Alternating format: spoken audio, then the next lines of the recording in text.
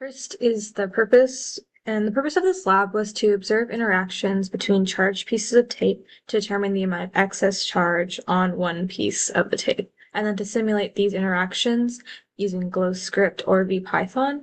And the way we simulated it was to assume that the tapes have their charges evenly distributed amongst its length, and the tapes have equal charges, and we also ignored any air resistance to the moving tapes. So some key concepts are Newton's second law, which is F equals ma, showing that the acceleration is directly proportional to the force. So if there's no acceleration, the net force would be zero. And then the gravitational force, because it's one of the two forces that acts on the tape. And then Coulomb's law, which gives us the formula for electric force, which is also the other force that acts on the tape. So a preview of the results is that the tapes are going to have the same charge and that they will repel each other and that the tapes will be positively charged. And then the final charge was calculated to be 1.6975 times 10 to the negative 8 coulombs. Onto the experiment. This is taken directly from lab 1.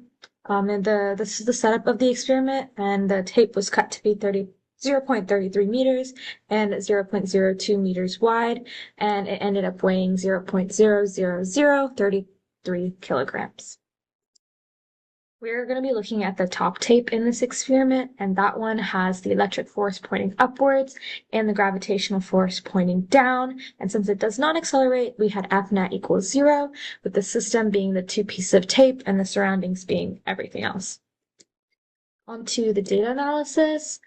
So within this experiment, the y component of net force was balanced at 0 because there was no movement in that direction, and we know the two forces in that direction was the electric force going upwards and the gravitational force going down. So we just set up like an equilibrium statement like this and plugged in the formulas using Coulomb's law and the law of gravitation.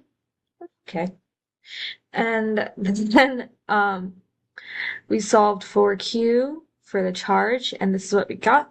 And this is for what if this was modeled as a point charge like we did in lab A. So I wanted to keep this number in mind while I use a computational model to model the tapes with the charge evenly distributed amongst its length. So that's what this is. The initial conditions were set here, and this value of Q was altered to estimate once it would be equal to the gravitational force. You can see on the right here the diagram with the arrows.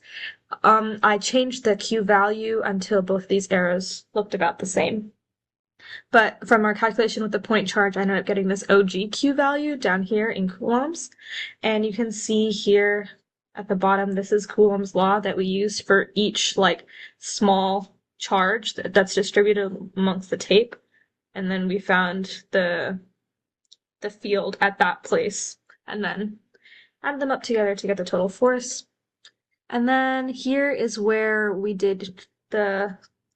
separated the charges and distributed them along the tape length, and then individually found the field at each little charge, and then added them to get the final one, and compared it to the force of gravity to get this Q value over here.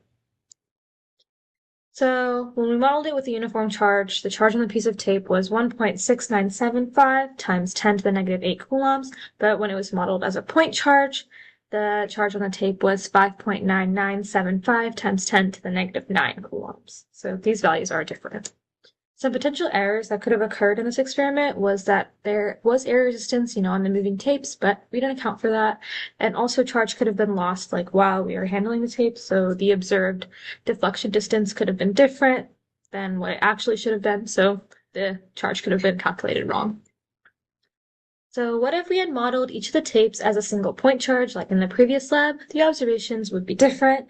The charge, when you're modeling it with the point charge, was smaller than when you're modeling it with a uniform distributed charge. And these estimates do differ, but why do they differ? It's because just the method in which you're calculating it is completely different. Instead of just looking at one spot, you're trying to put the charge on multiple spots at the same time, so there's multiple things that are affecting the final value than just one. So the charge would be we see a little bit different result. And then modeling the charges as evenly distributed along the tape is more accurate to the real world because it wouldn't just be in the center of the tape when the tape is so long. So that was probably a more accurate representation than the point chart. And that's it.